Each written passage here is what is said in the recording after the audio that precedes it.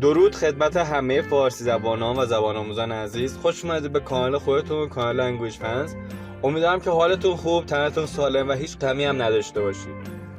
با درس دهم از کتاب چهارم 4000 لغات ضروری زبان انگلیسی ویرایش دوم در خدمت شما هستم و امیدوارم 9 درس قبل رو هم خیلی خوب یاد گرفته باشید. مرسی بابت تک تک حمایتتون. فراموش نکنید کانال خودتون رو سابسکرایب کنید. یه وقفه میریم برای سراغ درس دهم.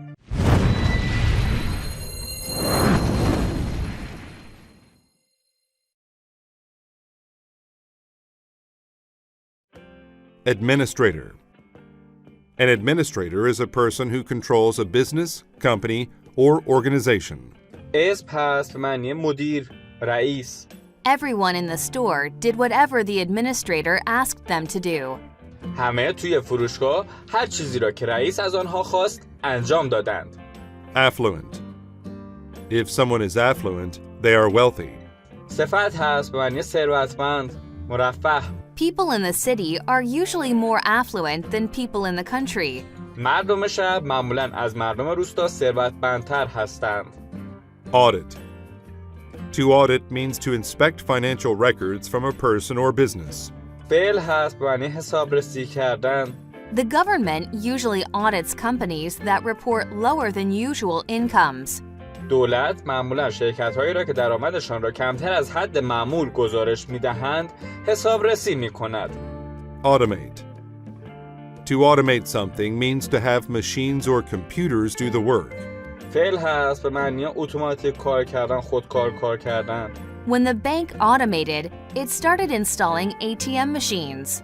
هنگامی که آن بانک اتوماتیک شد یا خودکار شد، شروع به نصب دستگاه‌های خودپرداز کرد. Bribe. To bribe someone means to illegally persuade them for a favor with money. فعل هست به معنی رشوه دادن. The judge was bribed so that she would set the suspect free. به قاضی رشوه داده شد تا فرد مظنون را آزاد کند. Corrupt. If someone is corrupt, they break the law for money or fame. صفت هست معنی فاسد، رشوه‌خوار، رشوه‌گیر. The corrupt policemen didn't arrest the man because he gave them money. پلیس‌های فاسد آن مرد را دستگیر نکردند چون او به آنها پول داده بود. Dispose. To dispose of something means to get rid of it. فعل هست معنی از شر چیزی خلاص شدن. He disposed of the can by throwing it into the recycle bin. او با انداختن قوطی در سطل زباله از شر آن خلاص شد. Headquarters. A headquarters is a building where the bosses of a company work. اسم هست به معنی اداره مرکزی. He took the long route to the headquarters because it was a nice day. چون روز خوبی بود، او آن مسیر طولانی را تا اداره مرکزی رانندگی کرد. Incentive.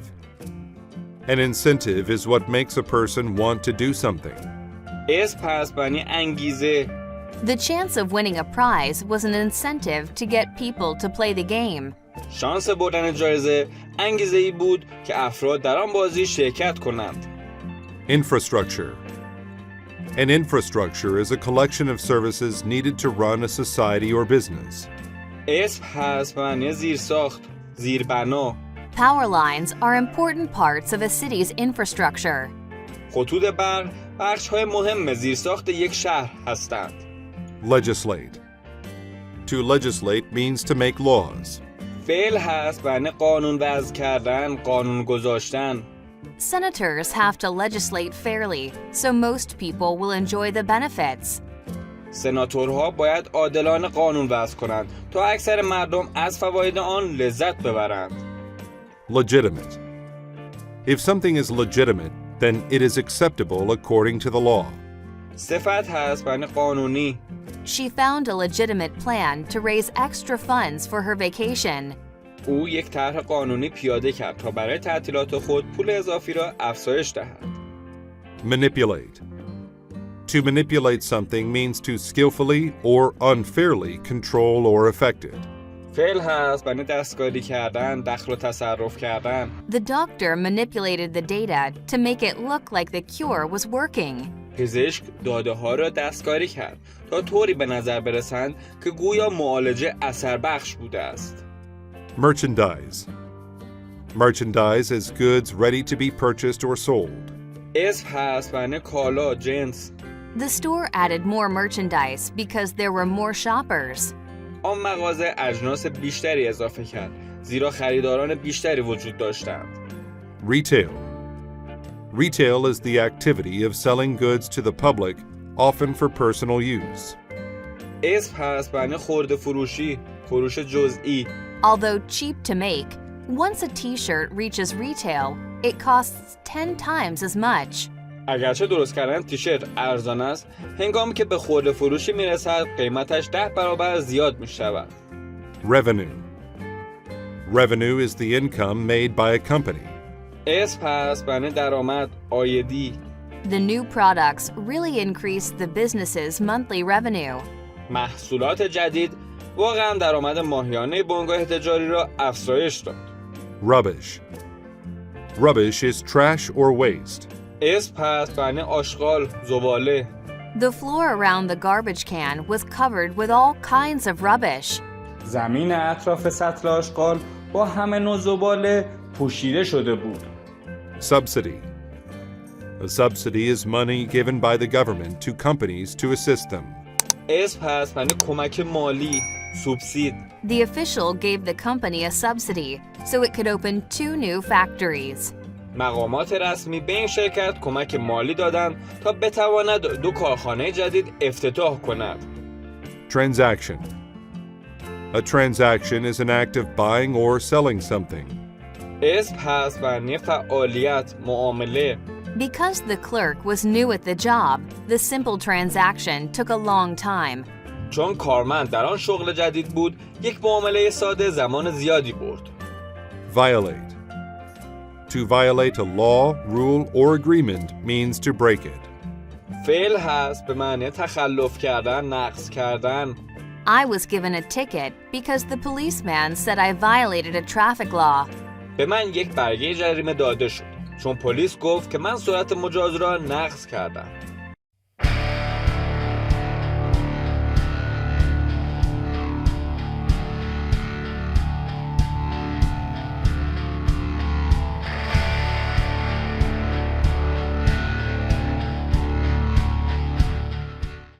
دوستان عزیز و فارسی زبانان گل و زبان آموزان گرامی، 20 لغت امیدوارم که خیلی خوب یاد گرفته باشید و براتون جذاب بوده باشه. به سراغ متن این درس میریم و از این 20 لغت داخل متنش استفاده میکنیم تا بهتر و بیشتر یاد بگیرید. The corrupt administrator. رئیس فاسد. Mr. Watson is an administrator at a big factory that made different kinds of merchandise. During a meeting at the company's headquarters, his bosses said they wanted the factory to make more money.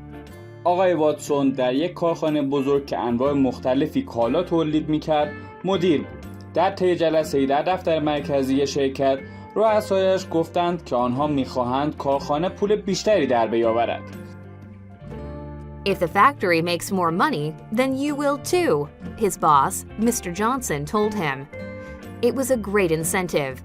Mr. Watson had always wanted to be as affluent as his bosses. یکی از رؤسا که آقای جانسون بود اینجا گفت اگر کارخانه پول بیشتری در بیاورد آنگاه تو نیز پول بیشتری کسب می‌کنی. این انگیزه‌ای عالی بود. آقای واتسون همیشه می‌خواست مثل رؤسایش قدرتمند باشد. Mr. Watson returned to the factory and started making changes. However, most of his changes were not very nice, and some were not legitimate. آقای واتسون به کارخانه بازگشت و شروع به ایجاد تغییرات کرد. اما اکثر این تغییرات خوب نبودند و بعضی از آنها مجاز قانونی نبودند. First, he fired all his employees. Then, he automated the entire factory. Machines now made everything, and his employees had no jobs. Next, he bribed some corrupt senators into legislating special subsidies for the factory. او نخست همه کارکنانش را اخراج کرد. آنگاه کل کارخانه را اتوماتیک یا همون خودکار کرد. حالا دستگاه‌ها همه چیز را تولید می‌کردند و سایر کارمندانش شغلی نداشتند. در مرحله بعد او به چند تا از سناتورهای فاسد رشوه داد تا سوبسیدهای خاصی را برای کارخانه تصویب کند. Finally, instead of paying a company to dispose of the factory's rubbish properly, he violated the law by throwing it into the river to save money. سرانجام به جای پول دادن به یک شرکت تا از شر زباله‌های شرکت به نحو صحیح خلاص شود، با ریختن آنها به درون رودخانه به قصد ذخیره کردن پول بیشتر قانون را زیر پا گذاشت. At first, all the changes to the factory's infrastructure created more revenue, but soon, many stores could no longer sell the factory's goods at retail. در ابتدا همه تغییرات مربوط به زیرساخت‌ها درآمدی بیشتر حاصل کرد، اما به زودی بسیار از فروشگاه‌ها دیگر نتوانستند کالاهای کارخانه را به صورت خرده فروشی بفروشند. It seemed that the machines couldn't make products as well as the workers. The customers were disappointed with the factory's merchandise. به نظر می رسید دستگاه‌ها نمی توانند کالاها را به خوبی کارگرها تولید کنند. مشتری‌ها از کالاهای کارخانه نومید شده بودند. There were other problems too. The workers had told their friends and family to stop buying the factory's goods. مشکلات دیگری نیز وجود داشت. کارمندان به دوستان و خانواده‌های خود گفته بودند که خرید کالاهای کارخانه را متوقف کنند. Officials discovered the factory's rubbish in the river, and when they audited the company, they discovered that Mr. Watson had manipulated the law in order to get more money. مقامات رسمی کشف کردند که مواد زائد کارخانه به رودخانه ریخته می شود. هنگامی که کارخانه را حسابرسی کردند، فهمیدند آقای واتسون برای کسب پول بیشتر قانون را دستکاری کرده است. All transactions with Mr. Watson's factory stopped. The factory lost money, and Mr. Watson lost his job. He realized his mistakes too late. همه معاملات با کارخانه واتسون متوقف شد. کارخانه پول از دست داد و آقای واتسون هم شغل خودش شد. آقای واتسون خیلی دیر اشتباه خودش رو متوجه شد. He had tried to become rich by saving money any way possible, but the cheapest way is not always the best. او سعی کرده بود به هر طریق ممکن پول جمع کند و ثروتمند شود، اما ارزان ترین راه همیشه بهترین راه نیست. دوستان عزیز و زبان آموزان گرامی، اینم از متن و درس دهم. امیدوارم که خیلی خوب یاد گرفته باشید. لغاتش و متنش براتون جذاب بوده باشه. بهترینا رو براتون آرزو دارم. فراموش نکنید کانال خودتون رو سابسکرایب کنید. حمایت کنید از کانال خودتون. نظرات، انتقادات و پیشنهاداتتون رو هم کامنت کنید. برای بهبود کانال 100% اجرا میکنم. تا درس بعدی و درس 11 از این مجموعه شما رو به خدا میسپارم. خدا نگهدارتون.